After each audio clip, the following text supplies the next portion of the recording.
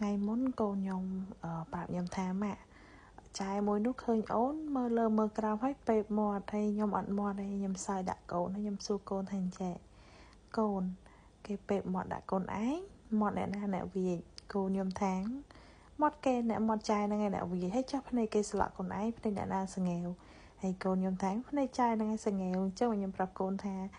chẳng cái sọ dướng cái bẹp mọt dướng mọt kê nè viết này kê nè sừng nghèo đừng ai tẹt tồn dướng chẳng là nó rương bọt kê chẳng đôi chỉ vật mà nuôi dương chẳng á cồn bây dương thơ ấy cái đào pơ để dương thơ nó cứ lọm ao dương trình này cái thơ ấy rương bọt kê nô pe đại dương vô sàm mà tục không té dương nó sẽ ta sàm còn anh đa tam phơ còn anh cơn sàm mũi còn anh cơn sàm mũi mà té hay căn mau ra ngày ta mà khá té dương cắt chỉ sàm mày chẳng sàm không té nó đôi chật dương chẳng á cái này dương xóm cái so tràn khăn tràn mua màu tràn du tới miền tròn na tới tròn từ dương nè bây nhom prap cồn chân tới cồn nhom chưa thập việt toàn vô lấy bộ ấy cả nhom được mấy có nhom mà toàn vô thà sẽ tới của so sẽ tới của so đây nhom tơ ta mà vô nó pe đây nhom mà dục hai sam như tới sam chiến mà dục can này trán pe dương chlong cắt chi vật can này trán tự dương đăng thà ô chật của so vì cả lang còn sai chạy hay của so lắm vì chạy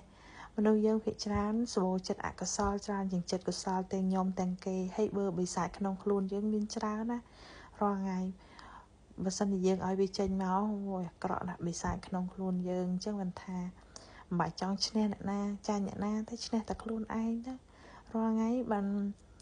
ពេលដែលខ្ញុំយល់ខ្ញុំដឹងហើយគឺខ្ញុំអត់ចង់ឈ្នះអ្នកណាទេខ្ញុំចង់ឈ្នះតែខ្លួនឯងកាលពីមុនអត់តន់ដឹងគ្រាន់តែជួបរឿងឧទាហរណ៍ថាបើគេនិយាយឌឺដងផ្លែផ្កាបន្តិចបើថាអ្នកខ្លះអត់ចូលចិត្តយើងឯងនៅចិត្តយើងអញ្ចឹងចូលចិត្តនិយាយឌឺដងផ្លែផ្កាអូខឹងគេភ្លាមតែដល់ពេលចាប់ផ្ដើមដឹងអានឹងអកុសលខ្ញុំអត់ខឹងគេទេទោះបីអ្នកនឹងនិយាយឌឺដងផ្លែផ្កាខ្ញុំដឹងប៉ុន្តែខ្ញុំនៅតែញញឹមព្យាយាមញញឹមឲ្យដើរចេញព្រោះដឹងថា